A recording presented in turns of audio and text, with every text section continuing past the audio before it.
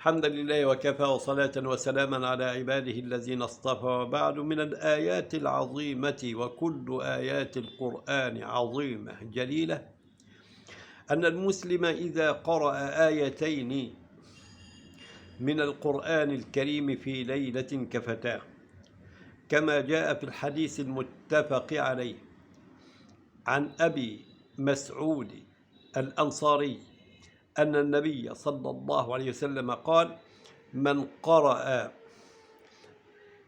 الآيتين من سورة البقرة في ليلة كفتاه. وفي رواية للتعريف بقى، عشان ما حدش يسأل ويقول أي آيتين، لا، معروفين: من قرأ آخر آيتين من سورة البقرة في ليلة كفتاه. يعني لو حضرتك واظبت على قراءة آخر آيتين من سورة البقرة، يكفيك الله تبارك وتعالى بهما كل شر، يكفيك الله تبارك وتعالى بهما كل هم وكل كرب وكل ضر.